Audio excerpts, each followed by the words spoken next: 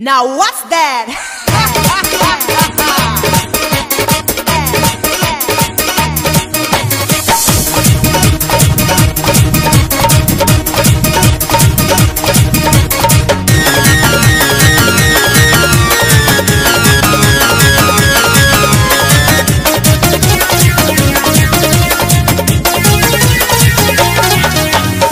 कौना चक्की के आटा खात बाड़ू कहेला ओतना मोटात बाड़ू। कौना चक्की के आटा खात बाड़ू कहेला ओतना मोटात बाड़ू।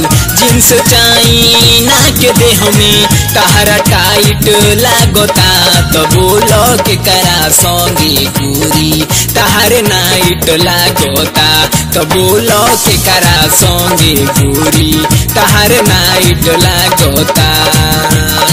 कौना चक्की के आटा खात बाड़ू कहेला ओतना मोटात बाड़ू।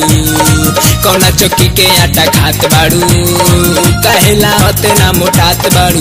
जींस चाइना के देह में तहरा टाइट लागोता तो बोलो के करा संगे गोरी तोहार नाइट लागोता तो बोलो के करा संगे गोरी तोहार नाइट लागोता।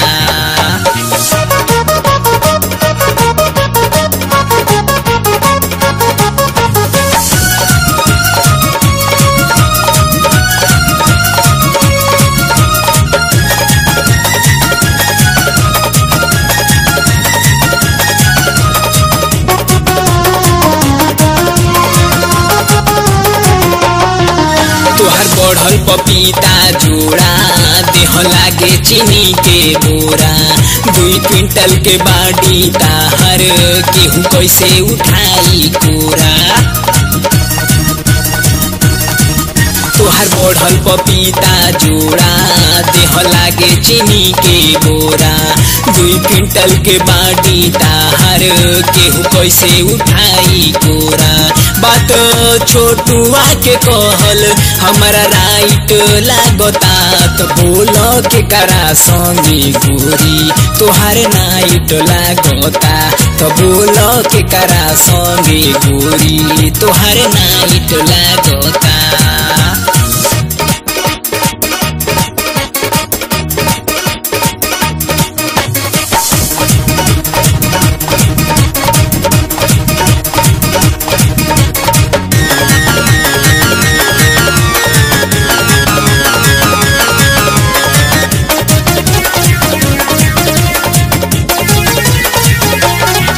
देह चिकन बा तोहारे